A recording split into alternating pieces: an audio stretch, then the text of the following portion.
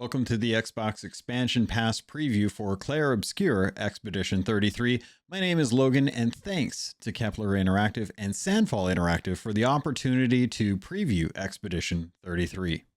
All footage was recorded by myself at 1080p 60 frames per second, and I played on normal difficulty running on a Ryzen 9 7950 CPU, an NVIDIA GeForce 4080 Super, and an NVMe Gen 4 SSD. The preview for Expedition 33 starts you off shortly after getting through the introduction to the game, and this demo was designed specifically for this preview. That being said, I always try to go into any new game with an open mind. There's a lot to establish with the world, character, and stories that need to be told in order to capture the interest of the player.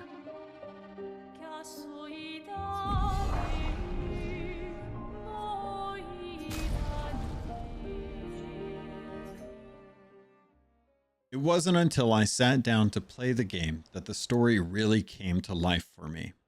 Set in a town called Lumière, you start off playing as Gustav, a fellow member of the Expedition 33, a group of 33-year-olds who've agreed to set off to the mainland of their world to try and stop a character known as the Painter. Each year, a new number is painted, and at the end of that year, all the people in Lumière who are of that age will get snuffed out of existence.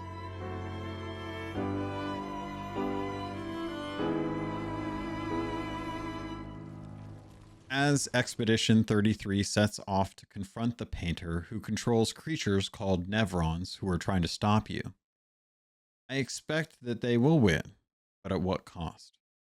This is when everything goes to hell in a handbasket.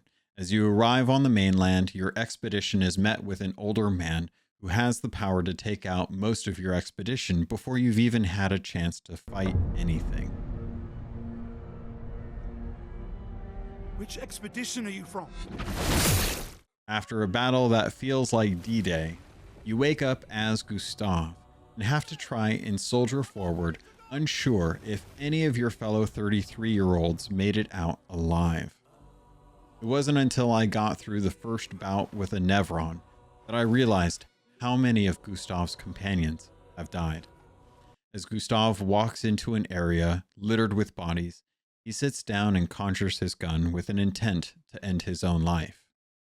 Thankfully for the game, this is where your next party member stops you and convinces you to continue the fight. It's at this point I got into the meat and potatoes of the combat for the game. If you didn't know, this is a turn-based RPG, something I've had experience with in the past, but am far from being an expert on. So my opinions are coming from my raw experience with how I felt the systems were in the game. Speaking of, each character has two main systems of combat.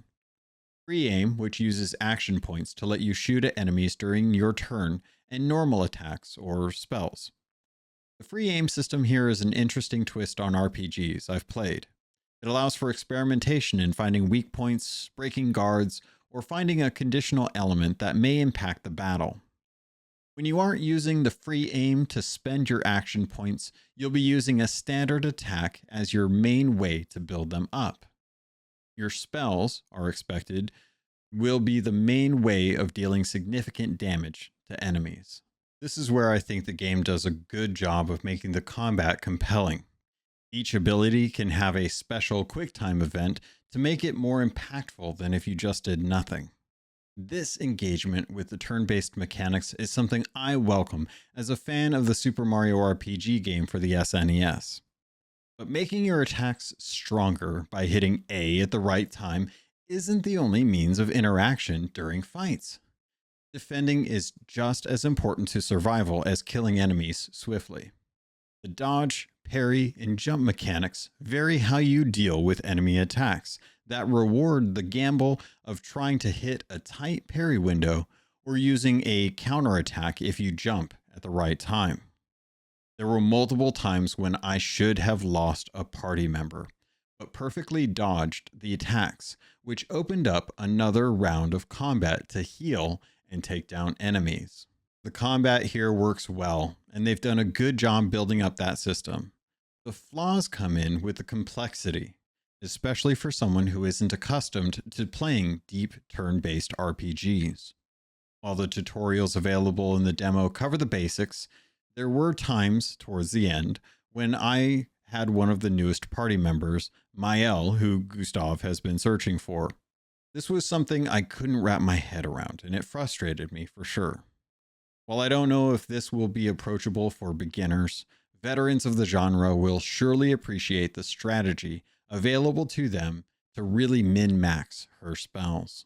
The combat, talents, gear, and stats are all things you need to balance and work on if you hope to survive and maybe even stop the painter.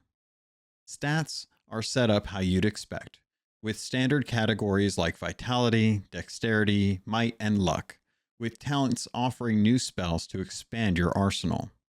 The demo was limited in how deep into the tree you could go, so I eventually settled on a few spells that comboed well with my party members, with Lumière being my strongest character, as both mage and healer.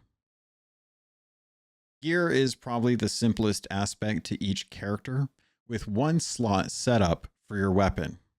In fact, most of your time will be spent collecting and balancing your Pictos, a system that allows you to augment your characters independently. I liked this aspect of the gear, as it gives you flexibility in your build. The Pictos are available for any character, and generally seem to be a flat stat bonus like increased critical damage or increased damage for the free aim system. The higher the level, the more interesting the Pictos began.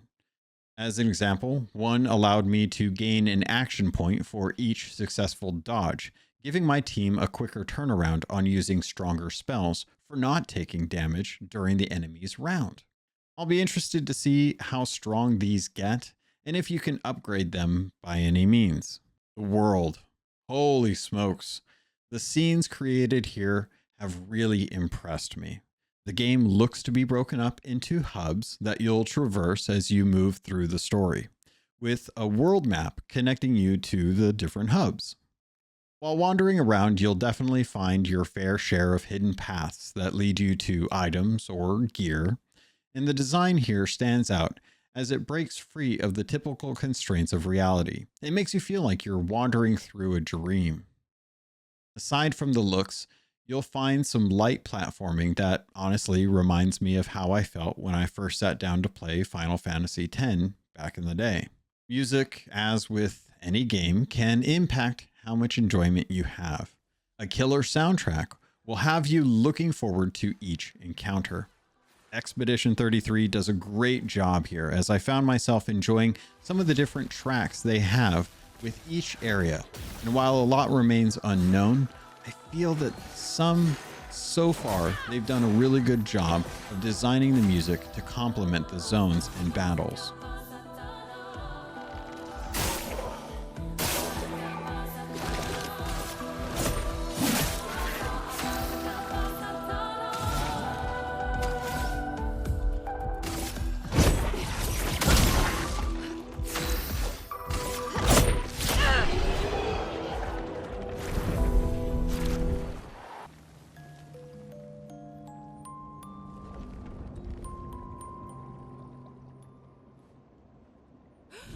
Watch out! You're right.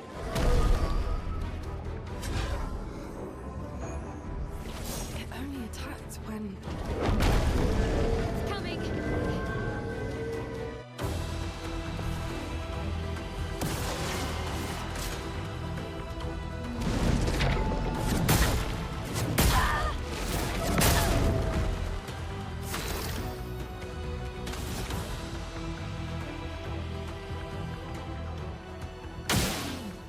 It was at this point that I realized how much this feels like it pulls from the early to mid 2000s RPGs like Final Fantasy, Xenosaga, Dot Hack, and Phantasy Star, just to name a few. While my time so far came in around 3.5 hours for the preview, I felt confident that the acting and writing will service the narrative of the game well. The conversations feel real enough, And while you can expect to hear some of the status quo lines you'd expect when people are struggling with self-preservation versus almost certain destruction, they add levity to the situation, calling out how serious they sound, with the recognition that nothing is normal in what they're doing or what they hope to achieve. After all, there have been dozens of expeditions before them, and none have been able to stop the painter. How much hope can the handful of them still alive have? Everyone knows the protocol. Right, but they may have been in danger. Maybe this location has been compromised. Things change in the field. There's a reason. Protocol doesn't cover every contingency. You know that. There's a reason it's protocol. We designed it to yield the optimal result in the vast majority of situations. Look, I'm going after Maya.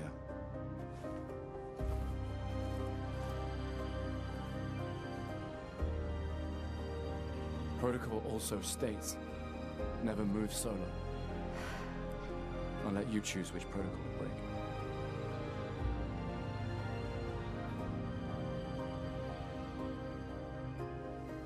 While this is still a limited build, I do wish I could select the French audio to see if it matches up better with the lip syncing. Something tells me the animations weren't done with English in mind, and some of the character interactions are still a bit rough, with hands clipping when you go in for a hug. With that said, I don't think it detracts enough from the actors and actresses bringing their voices and emotions to life for the survivors of Expedition 33. There's still a lot of questions I have about the game in its full state, but having just a glimpse of what's to come, I can say that Clair Obscur Expedition 33 knows what kind of game it wants to be. And so far, they are nailing the expectations of what I had for them. And long after this game releases to everyone, I hope the studio can go on saying, we continue. Yes, I know. When one falls. When one falls. Not if. When. We knew not all of us would make it. But we continue.